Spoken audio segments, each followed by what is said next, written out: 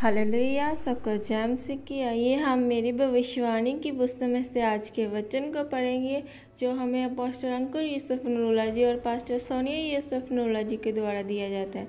आइए हम इस वचन को पढ़ने से पहले कुछ देर प्रार्थना में जाएं।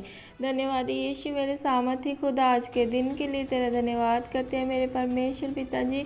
इस सुबह के लिए तेरा थैंक्स करते हैं मेरे सामर्थी खुदा। तेरे दास और दासियों के लिए तेरा धन्यवाद करते हैं मेरे परमेश्वर पिताजी। इस वचन को तेरे लहू में कवर करते हैं पिताजी। जब तेरे वचन को पढ़े पिता, हमारी ज़िंदगी में 100 गुना फल लेके आए पिताजी। जिस लोगों तक तेरा ये वचन जाए मेरे परमेश्वर पिताजी, उनकी ज़िंदगियों में पिता ये वचन पिता 100 गुना फल लेके आए। इन वचनों के ज़रिए पिता उनको ब्लेस करना, उनके घरानों को ब्लेस करना, उनकी फैमिलियों को ब्लेस करना, उनके बच्चों को ब्लेस करना मेरे परमेश्वर पिताजी।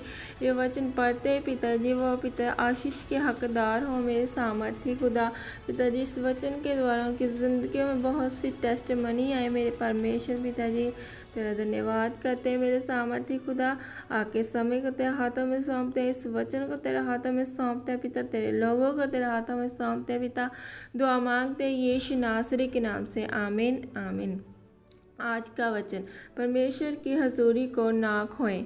आदम ने उससे कहा, तूने जो अपनी पत्नी की बात सुनी और जिस वृक्ष के फल के विषय में मैं तुझे आज्ञा दी थी कि तू उसे ना खाना, उसको तूने खाया, इसलिए भूमि तेरे कारण शापित है। तू उसकी उपज जीवन भर दुख के साथ खाया करेगा।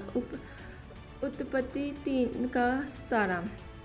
मेरे प्रियो, आज लोग सोचते हैं कि हम परमेश्वर की आवाज़ को कैसे सुने, परमेश्वर की मर्ज़ी को कैसे जाने। अगर आप परमेश्वर के लिखित वचन को पूरा नहीं करते हो तो आप परमेश्वर की आवाज़ को भी कभी नहीं सुन सकते। बाइबल कहती है कि आप पाप ना करो, चोरी ना करो, व्यभिचार ना करो, लेकिन अभी भी आपके जीवन में थोड़ा थोड़ा पाप चल रहा है। कभी चर्च चले गए, कभी नहीं गए, कभी पाप कर लिया, कभी छोड़ दिया। ऐसा करके आप परमेश्वर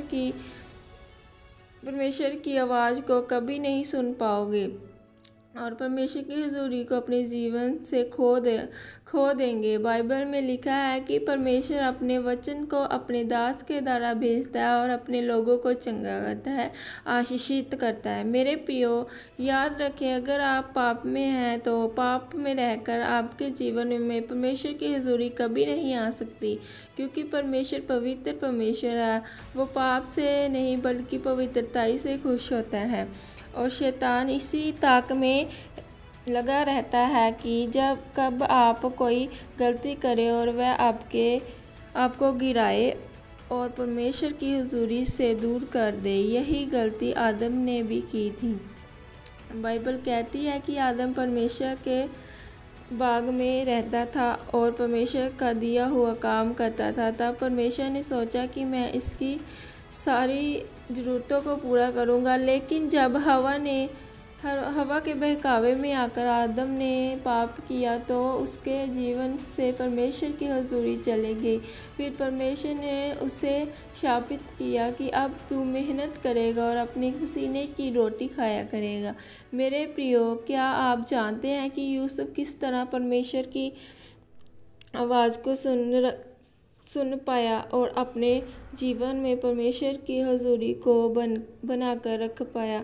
उसको वचन का पता था और उसका विवेक जानता था कि वह विचार एक पाप है। इसलिए जब पाप में नहीं गिरा और अपने जीवन में परमेश्वर की हुजूरी को बनाकर रखा। बहुत सारे लोग ऐसे हैं जो मसीह होते हुए भी दुनियावी कामों में फंसे हुए हैं कि अगर बुआ के बेटे की शादी में नहीं जाएंगे तो वह नाराज़ हो जाएगी, अगर सरपंच के समारोह में नहीं गए तो वो नाराज़ हो जाएगा। चाहे उनके जीवन में परमेश्वर की हुजूरी चली जाए, लेकिन उनको लोगों की परवाह रहती है। मेरे प्रियो, इसलिए ये आपको तय करना है कि आपको लोगों के पीछे चलना है या परमेश्वर के वचनों को मानते हुए उसकी हुजूरी को अपने जीवन में बनाकर रखना है। जब आप जब आप आपका रिश्तेदार का और दुनिया का इनकार करते हैं तो यूसुफ की तरह परमेश्वर का इकरार करते हुए आगे बढ़ते जाएंगे तो फिर परमेश्वर की हजूरी भी आपके जीवन में बढ़ती जाएगी और फिर परमेश्वर यूसुफ की तरह आपको भी ऊंचा और आशीषित करेगा। आमीन। घोषणा। यह घोषणा पास्टर जी की तरफ से आपके लिए की गई है। सर्वशक्तिमान परमेश्वर मैं घोषणा करती हूँ कि जितने भी लोग इस वचन को पढ़ें और सुने यह पाप में बाहर निकलकर आपकी हजूरी में आए और आपकी हजूरी उनके जीवन में बढ़ती जाए। प्रभु यीशु मसीह के नाम में आमीन। धन्यवाद यीशु मेरे सामर्थी खुदा, इस वचन के लिए तेरा धन्यवाद करते हैं मेरे परमेश्वर।